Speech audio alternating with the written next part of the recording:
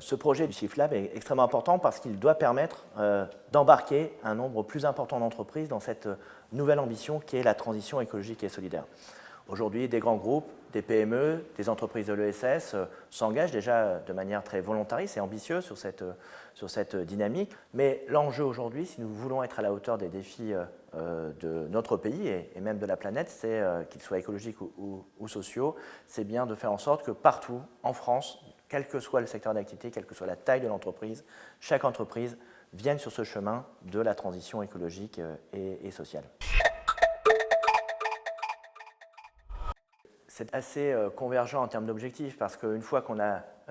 fixé comme objectif justement de transformer en fait notre économie et donc les entreprises, la question qui vient tout de suite, c'est le comment. Et le comment, c'est une vraie question parce que quand on est une entreprise de taille modeste ou avec un business model un peu compliqué au regard des impacts environnementaux et sociaux, ça peut aussi sidérer et inhiber l'engagement. Et l'enjeu, et je pense que c'est ce que vous essayez de faire au travers de cette démarche, et ça rejoint la démarche de la coalition 10%, c'est de permettre à toute entreprise de s'engager sur ce chemin de progrès.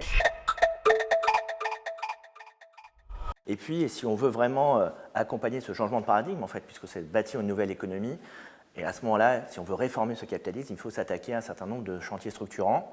C'est celui, par exemple, de la comptabilité durable, de la comptabilité triple capital, qui non seulement compte les équilibres financiers, mais aussi les impacts sociaux, les impacts environnementaux, pour changer la manière de produire de la valeur dans une entreprise ou au niveau macroéconomique. C'est la question aussi de la finance, qui doit désormais s'arrimer davantage à ces impacts sociaux et environnementaux. C'est celui aussi de la question des labels, comment nous rendons tout cela plus lisible pour le citoyen, pour les parties prenantes, pour les salariés, les consommateurs. Donc la comptabilité, la finance, les labels sont au moins 3 des piliers, avec celui aussi de la formation continue, de la formation initiale, sont ces piliers qui peuvent nous amener à changer de modèle économique et à répondre mieux aux enjeux écologiques et sociaux qui se posaient avant la crise du Covid-19 et qui se pose de manière avec encore plus d'acuité au sortir de cette crise.